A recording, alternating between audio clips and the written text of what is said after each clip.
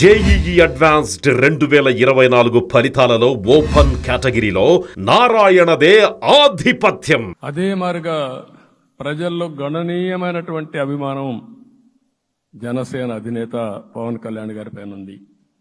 ఈ మూడు కలిపి నిన్న ఒక సునామీ మారిగా వచ్చింది. అక్కడ ఒక్కొక్క సీట్లో మీరు చూస్తే 90,000, 90,000, 70,000, 80,000 మెజారిటీ గెలిపించారంటే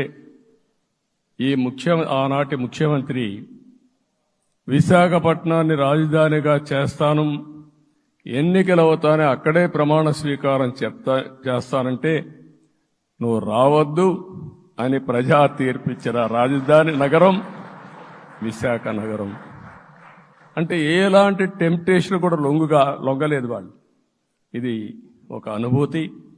విశాఖపట్నాన్ని మర్చిపోయే సమస్య లేదు. తగిన గుర్తింపు ఇస్తాం, అభివృద్ధి చేస్తాం. ఇంకొక పక్క కర్నూలుని కూడా ఇదే మారిగా చెప్పి కర్నూలుని జ్యుడిషియల్ క్యాపిటల్గా చేస్తామని కడాని ఏమీ చేయకుండా వదిలిపెట్టినటువంటి వ్యక్తి.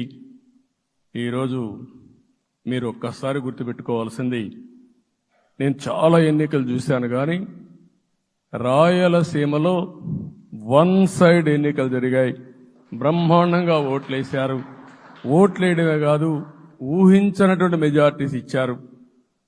ఇది నేను కొంచెం భయపడ్డాను బిగినింగ్లో, కానీ ఊపు చూసిన తర్వాత మాత్రం అనిపించింది అందరూ ఎక్స్పెక్ట్ చేశారు రాయలసీమలో కొంచెం ఇబ్బంది ఉంటుందని.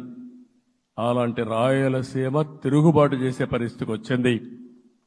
దానికి కూడా మనందరి మీద బాధ్యత ఉంది. కర్నూలుని అన్ని విధాలా అభివృద్ధి చేసే బాధ్యత Telugu Desam party, Janasena, BJP, NDA కూటమి తీసుకుంటామని కూడా హామీ ఇస్తున్నాను.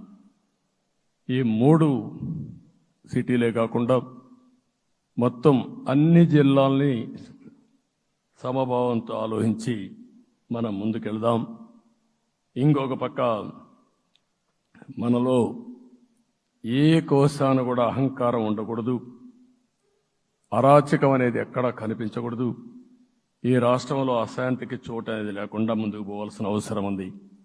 రాష్ట్ర ప్రజలందరికీ హామీ ఇస్తున్నా, సీఎం వస్తున్నాడంటే చెట్లు కొట్టేయడం, లేకపోతే రోడ్లు మూసేయడం, షాపులు బంద్ చేయడం, పరదాలు కట్టుకోవడం అవన్నీ ఉండవు. సీఎం కూడా ఒక మామూలు మనిషిగానే వస్తా, అందరితో కలిసి ఉంటాం. నేను సీఎంగా ఉన్నా మా మిత్రుడు పవన్ కళ్యాణ్ గారు ఏ హోదాలో ఉన్నది కూడా రేపు అనౌన్స్ చేసుకుంటాం. మేమందరం కూడా సామాన్యమైన వ్యక్తులుగానే వస్తాం మీ దగ్గరికి, మీలో ఒక వ్యక్తిగా ఉంటాం. మాకు హోదా సేవ కోసరం తప్ప పెత్తనం కోసరం కాదు. ఆ విషయం ప్రజలందరికీ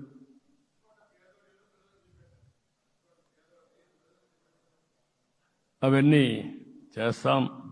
ఇంకొక పక్కన నిన్న మొన్న నేను వస్తానంటా ఉంటే వాళ్ళకు కూడా తెలుసు కాబట్టి ఎన్డీఏ అభ్యర్థిగా అంటే శాసనసభ నాయకుడిగా ఎన్నుకుంటారనే ఉద్దేశంతో, ముఖ్యమంత్రి అవుతాను ఉద్దేశంతో రోడ్లన్నీ కూడా నిలిపేస్తాను. నేను ఒకటే చెప్పాను, మేము వచ్చినప్పుడు ఒక్క నిమిషం ఒక సిగ్నల్కి ఇంకొక సిగ్నల్కి కొద్దిగా గ్యాప్ పెట్టుకోండి. అవసరమైతే ఒక 5 నిమిషాలు లేట్ అయినా మాకు పర్వాలేదు, కానీ ప్రజలు ఎవ్వరికీ ఇన్కన్వీనియన్స్ కలగకూడదని చాలా స్పష్టంగా ఆదేశాలు ఇచ్చాం. కాబట్టి అవన్నీ మనం చేద్దాం. ఇంకొక పక్కన దాడులు చేసి బాధితులపైనే కేసులు పెట్టే పరిస్థితి ఉండదు ఈ రోజు నుంచి. అది కూడా మనం చూసాం. ఏ ఒక్కరి ఆత్మగౌరవానికి భంగం కలగదు. ఒక పాజిటివ్ గవర్నెన్స్ అన్ని చోట్ల కనపడుస్తుంది. ప్రజాహితం కోసమే పనిచేస్తాం. ప్రతి నిర్ణయం, ప్రతి అడుగు ప్రజల కోసమే ఉంటుంది. స్టేట్ ఫస్ట్ అనే నినాదంతో ముందుకు పోతాం. ఈరోజు మేము ముగ్గురం కూడా ఢిల్లీలో వెళ్ళినప్పుడు కూడా మా ఆలోచన ఈ రాష్ట్రం ముందుండాలనే ఉద్దేశంతోనే ముందుకు పోయాం. అదే సమయంలో ఈరోజు మన రాష్ట్రానికి కూడా సముచితమైన గౌరవం ముగ్గురు మంత్రులు కేంద్రంలో మన వాళ్ళు ఉండే పరిస్థితికి వచ్చారు. ఒక పక్కన రామ్మోహన్ నాయుడు శ్రీకాకుళం ఎంపీ, ఆయన కేంద్రంలో మంత్రి పదవి, కేబినెట్ పదవి వచ్చింది. ఇంకొక పక్కన పెంబసాని చంద్రశేఖర్కి స్టేట్ మినిస్టర్గా MOS కింద ఇచ్చారు. మూడోది కూడా ఒక సామాన్యమైన కార్యకర్త Srinivasa Varma, Narasapur MP, BJP MP, ఈరోజు కేంద్రంలో మంత్రి స్థానం వచ్చింది. సుమన్ టీవీలో మీ పర్సనల్ అండ్ బిజినెస్ ప్రమోషన్స్ కోసం కింది నెంబర్కి కాంటాక్ట్ చేయండి.